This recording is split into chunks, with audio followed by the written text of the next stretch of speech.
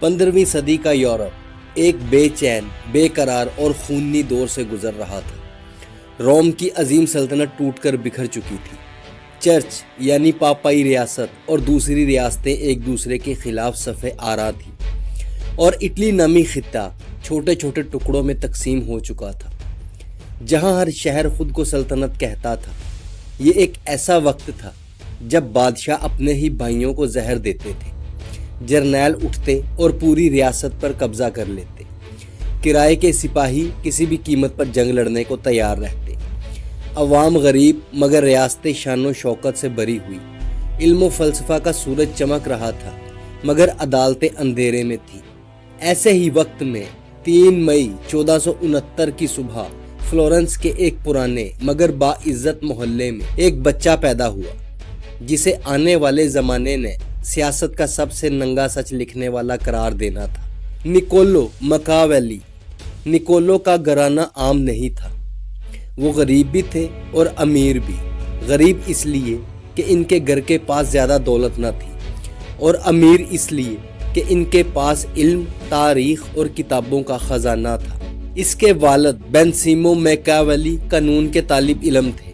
وہ کتابیں خریدتے رہتے، پڑھتے رہتے اور رہتے تو عام لوگوں کی طرح تھے، مگر ذہنی طور پر ایک فلسفی کی طرح زندگی گزارتے۔ چھوٹے نکولو کی پہلی تصویر کچھ یوں ہے: ایک دبلا سا لڑکا، چہرے پر سنجیدگی، آنکھوں میں بے حد تیزی، جیسے وہ اپنے ارد گرد کی دنیا کو مسلسل سوالیہ نظروں سے دیکھ رہا ہو۔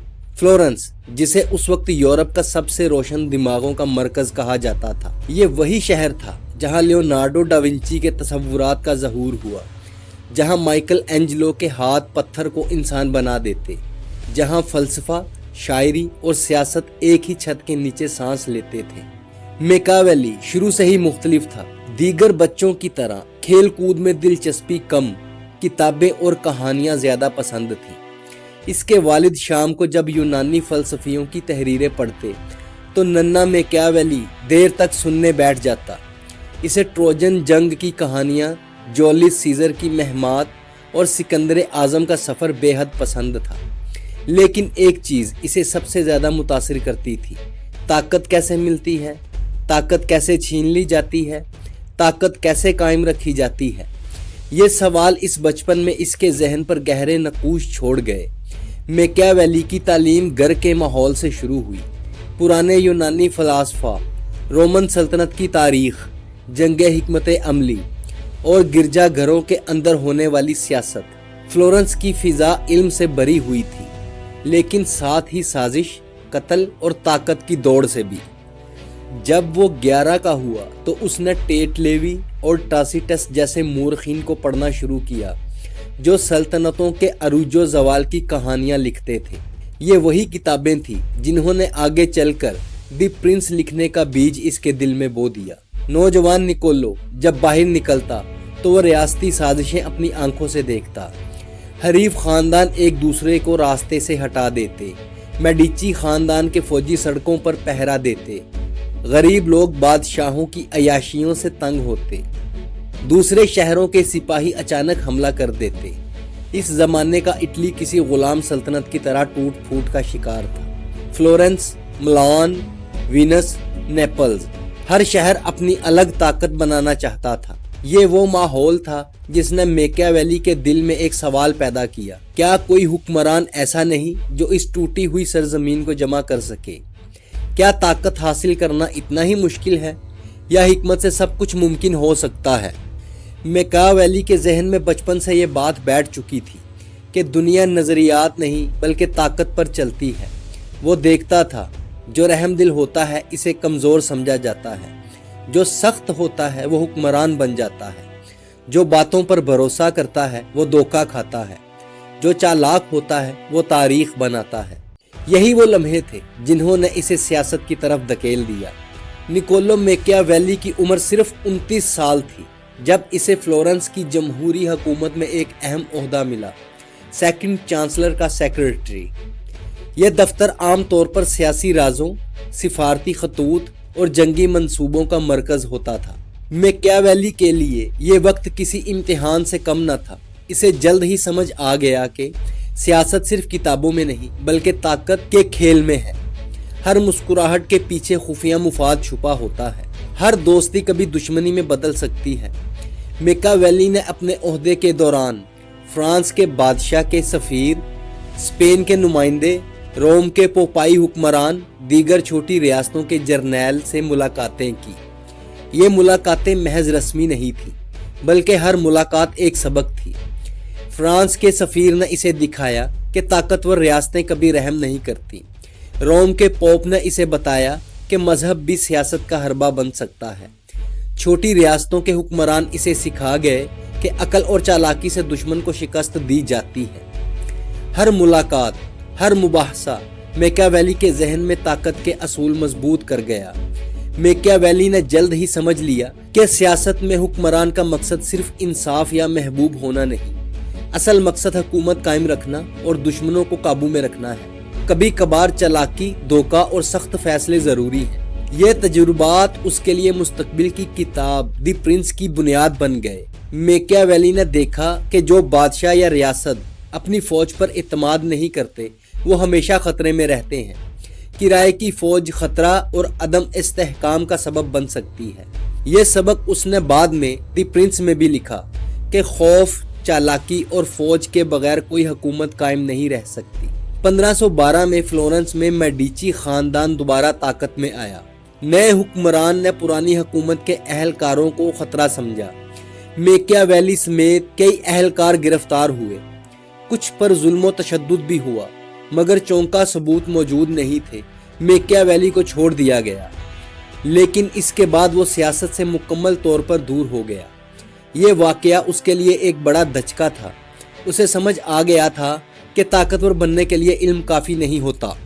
وقت اور حالات سازش کی بنیاد پر بدل جاتے ہیں۔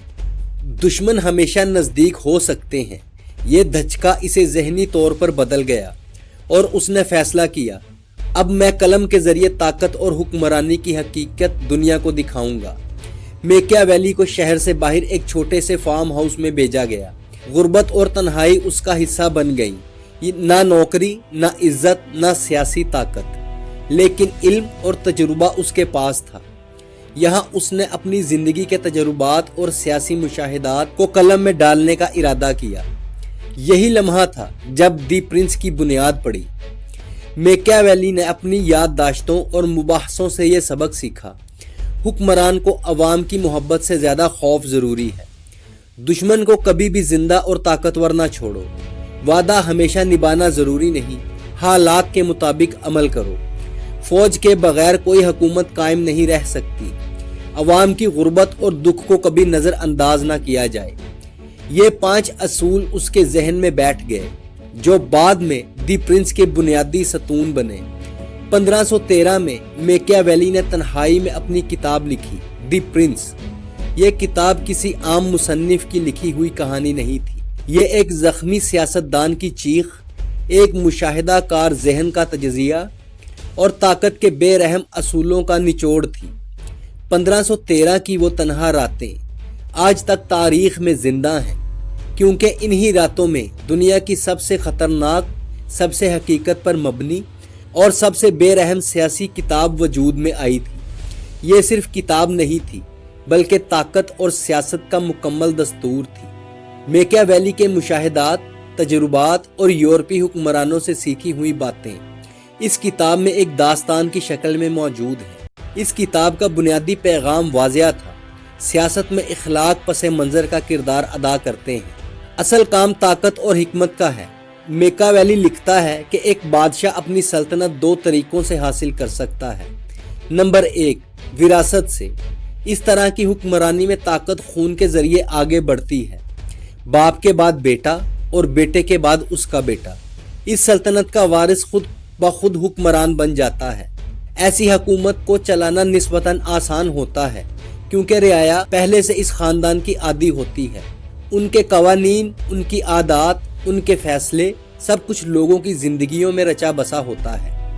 میکاویلی کہتا ہے کہ جب لوگ کسی خاندان کی حکومت کو اپنی قسمت سمجھ لیں تو پھر نئی بغاوتیں بہت کم پیدا ہوتی ہیں۔ رعایا نئے بادشاہ کو قبول کر لیتی ہے، کیونکہ وہ اسی گھرانے سے آتا ہے جس نے سالوں سے انہیں چلایا ہے۔ ایسے بادشاہ کو صرف ایک کام کرنا پڑتا ہے، اپنے باپ کی غلطیاں نہ دہرائے اور لوگوں کو وہی استحکام دیتا رہے جو انہیں نسلوں سے ملتا آیا ہے۔ دوسری قسم کی سلطنت ہوتی ہے طاقت اور جیت سے، جنگ یا سازش کے ذریعے۔ یہ راستہ خطرناک، مشکل اور بے رحم ہے۔ اس میں بادشاہ طاقت کے زور پر تخت پر بیٹھتا ہے، کبھی خون ریز جنگ سے، کبھی دشمن کو دھوکہ دے کر، کبھی اندرونی سازش رچا کر۔ اس طرح حاصل شدہ سلطنت میں لوگ فوری طور پر وفادار نہیں بنتے۔ وہ نئے حکمران کو شک کی نظر سے دیکھتے ہیں، اس کی نیت پر سوال کرتے ہیں اور موقع ملتے ہی بغاوت کر دیتے ہیں۔ اسی لیے میکیاویلی کہتا ہے، جیت کر حاصل کی گئی سلطنت کو قائم رکھنے کے لیے بادشاہ کو سخت، چالاک اور دور اندیش ہونا پڑتا ہے۔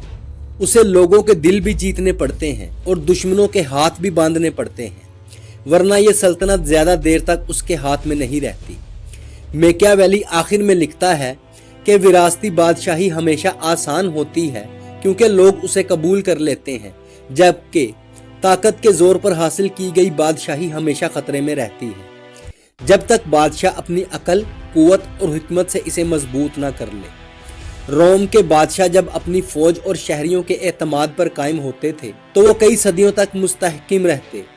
دوسری طرف نئے بادشاہ جو زبردستی اقتدار میں آئے، دشمنی اور سازش کے خطرے میں رہتے۔ میکیاویلی نے مشاہدہ کیا کہ دشمن کو زندہ اور طاقتور چھوڑ دینا خطرناک ہے۔ جو دشمن آج کمزور لگتا ہے، کل وہ حکومت کے لیے سب سے بڑا خطرہ بن سکتا ہے۔ ایک چھوٹے شہر کا حاکم اپنے مخالفین کو مارنے کی بجائے جیل میں رکھتا ہے، کچھ عرصے بعد وہی قیدی فرار ہو کر شہر پر قبضہ کر لیتے ہیں، نتیجتاً حاکم کی موت اور سلطنت کا زوال کی صورت میں نکلتا ہے۔ میکیاویلی کہتا ہے کہ جب ایک حکمران اپنے دشمن کو کمزور سمجھ کر چھوڑ دیتا ہے یا رحم دکھا کر اسے زندہ رہنے کا موقع دیتا ہے تو وہ دراصل اپنی سلطنت میں ایک خاموش آگ چھوڑ دیتا ہے جو وقت کے ساتھ بھڑکتی رہتی ہے۔ یہ آگ انتقام کی ہوتی ہے۔ دشمن بظاہر خاموش رہتا ہے، چاپلوسی کرتا ہے، چہرے پر مسکراہٹ سجائے دربار میں آتا ہے، لیکن اس کے دل میں بادشاہ کی بربادی کا فیصلہ پہلے ہی لکھا جا چکا ہوتا ہے۔ وقت گزرتا ہے، بادشاہ اپنی فتوحات میں مصروف رہتا ہے اور دشمن اپنے بدلے کی تیاری میں۔ پھر ایک دن وہی دشمن جو کبھی شکست خوردہ اور کمزور لگا تھا، اچانک پوری طاقت کے ساتھ لوٹ آتا ہے، کچھ اندرونی سازش کے ذریعے، کبھی فوجی بغاوت کے ساتھ، کبھی عوام کو بھڑکا کر یا کبھی رات کے اندھیرے میں حملہ کر کے، اور نتیجہ وہی جو میکیاویلی نے سینکڑوں بار اپنی آنکھوں سے دیکھا تھا۔ حاکم مارا جاتا ہے، زہر سے، تلوار سے یا اپنے ہی محل میں خنجر سے، اور پھر سلطنت ڈھیر ہو جاتی ہے، دربار بے بس، فوج بکھری ہوئی، عوام خوفزدہ اور حکومت کا تخت خالی پڑا رہتا ہے۔ یہ زوال اچانک نہیں آتا، یہ اس دن شروع ہو جاتا ہے جب حکمران دشمن کو زندہ چھوڑ دیتا ہے۔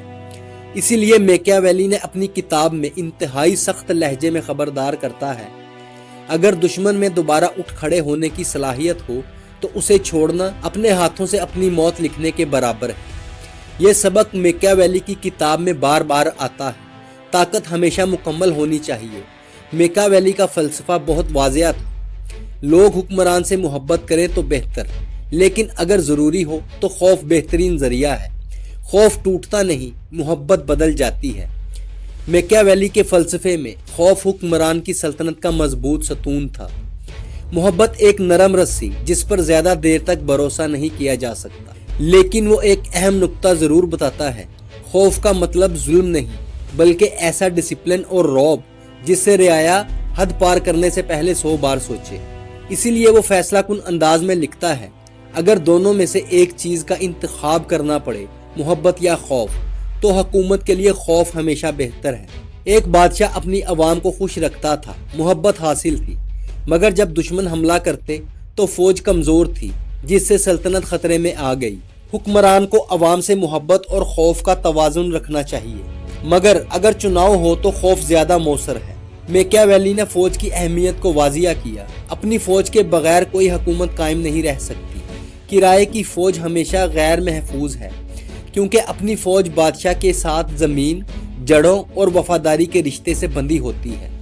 وہ اپنی سرزمین کے لیے لڑتی ہے، اپنے گھروں کی حفاظت کے لیے خون بہاتی ہے اور اپنی نسلوں کے لیے جنگ کرتی ہے۔ اپنی فوج میں وفاداری مضبوط ہوتی ہے، ہمت اندر سے آتی ہے، دفاع ذاتی ذمہ داری سمجھا جاتا ہے۔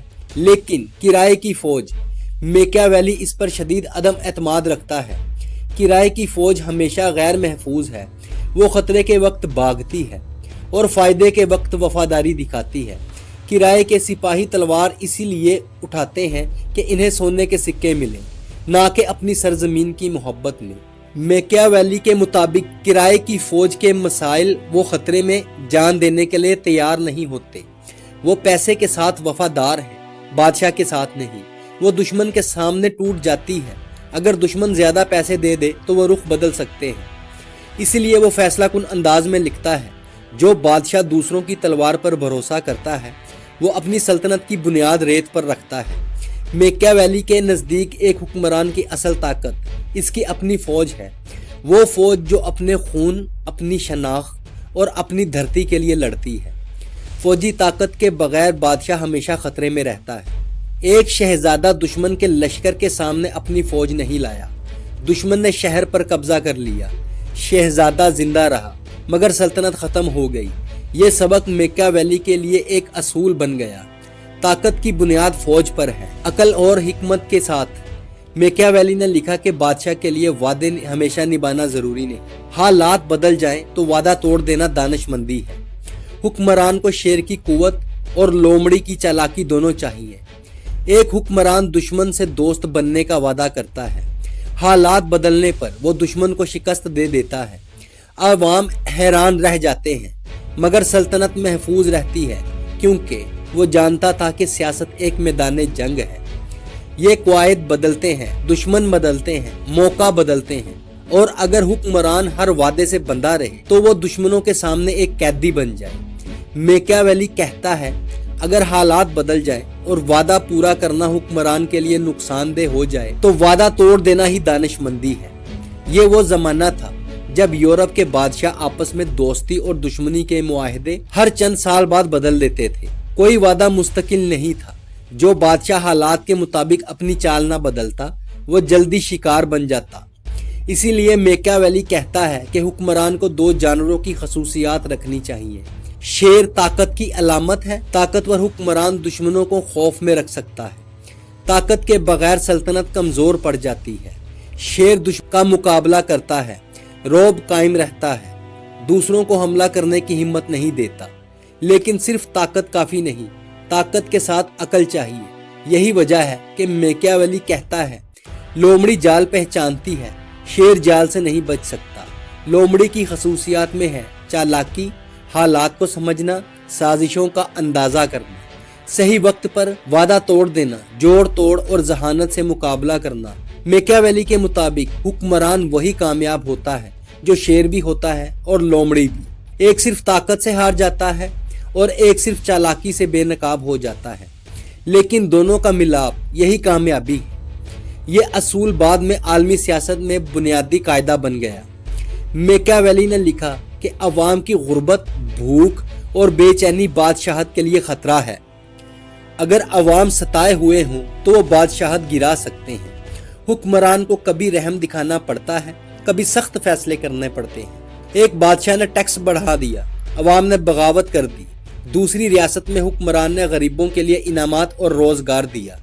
نتیجہ، سلطنت مضبوط اور عوام مطمئن رہے۔ میکیاویلی کی کتاب کا خلاصہ یہ تھا، طاقت کو مکمل طور پر حاصل کرو، دشمن کو ہمیشہ قابو میں رکھو، عوام کے سامنے حکمت اور خوف کا توازن رکھو، فوج ہمیشہ مضبوط رکھو، وعدے اور اخلاق حالات کے مطابق استعمال کرو۔ یہ 5 ستون ہر حکمران کی رہنمائی کے لیے کافی ہیں۔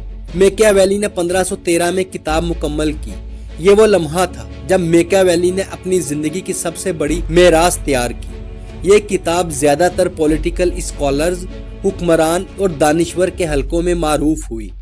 میکیاویلی کی کتاب نے لوگوں کے خیالات کو 2 حصوں میں تقسیم کر دیا۔ کچھ حکمران اور دانشور اسے حکمت اور مشاہدے کا خزانہ سمجھتے تھے۔ انہیں پسند آیا کہ میکیاویلی نے حکمرانی کے عملی اصول لکھے، جو نظریات یا اخلاقیات سے نہیں बल्कि हकीकत और तजर्बे से आए हैं। बाज़ लोग इसे सच्चाई पर मबनी और अमली किताब कहते थे, जो सल्तनत और ताकत की असल हकीकत को बेपर्दा बयान करती है। मसलन फ्रांस और दीगर यूरोपीय ममालिक के बाज़ हुक्मरानों ने उसे पढ़कर अपनी फौजी और सियासी हिकमत अमली में शामिल किया। दूसरी तरफ बहुत से लोग इसे सियासत में बेरहम और गैर इखलाकी करार देते थे। मजहबी उलमा ने इसे बाज़ औक़ात ज़ालमाना और ख़तरनाक नज़रियात वाली किताब कहा, क्योंकि मैकियावेली ने कहा कि हुक्मरान को वादे तोड़ने, दुश्मन को मारने और खौफ पैदा करने में हक है। अवामी हलकों में भी कुछ लोग इसे शैतानी मशवरा कहते थे, क्योंकि ये किताब लोगों के जज्बात या मोहब्बत को कम अहम करार देती है और ताकत को सबसे ऊपर रखती है। इब्तिदा में ये किताब राजदारी में छुपी रही। वक्त के साथ दी प्रिंस ने दुनिया की सियासत को बदल दिया। जदीद हुक्मरान इसे पढ़कर अपनी सल्तनत के लिए हिकमत अमली अपनाते हैं। फौजी और सियासतदान इससे ताकत, खौफ और चालाकी के असूल सीखते हैं। आज भी ये किताब दुनिया के हर सियासी स्कूल और यूनिवर्सिटी में लाजमी निसाब है। उसकी उम्मीद थी कि मेडिची खानदान उसे दोबारा हुकूमत में ले आएगा, क्योंकि किताब में वो हुक्मरानों को सही तरीके से इक़्तिदार संभालने के असूल सिखा चुका था। मगर यह ख्वाब जल्द टूट गया। मेडिची खानदान ने इसे दोबारा ओहदा नहीं दिया। सियासी ताकत अब इसके हाथों से निकल चुकी थी। वो अब भी अवाम और फौज से दूर था। ये वो लम्हा था जब मैकियावेली ने पहली बार यह हकीकत कबूल की कि इल्म और तजुर्बा हमेशा रियासत में कामयाबी नहीं दिलाते। मैकियावेली को शहर से दूर एक छोटे फार्म हाउस में भेजा गया। ज़मीनें छोटी और महदूद थी, पैसा कम, वसाइल कम, कोई सियासी असर नहीं, कोई हुकूमती ताकत नहीं। इसके बावजूद उसने कलम नहीं छोड़ा। वो दिन रात सियासत, तारीख और इंसानी फितरत पर गौर करता रहा। यह दौर मैकियावेली के लिए ज़हनी और फ़लसफ़ियाना इर्तिक़ा का वक्त था। इसने इंसान के रवैये, खौफ, लालच, हिकमत और ताकत को और भी गहराई से समझा। यही वो तजुर्बात हैं जो आज भी दुनिया के हुक्मरान और दानिश्वर पढ़ते हैं। मैकियावेली ने ज़िंदगी के आखिरी साल गुर्बत और मायूसी में गुजारे। हुकूमत की तरफ से कोई दावत न आई, दोस्त या सियासी मददगार नहीं थे।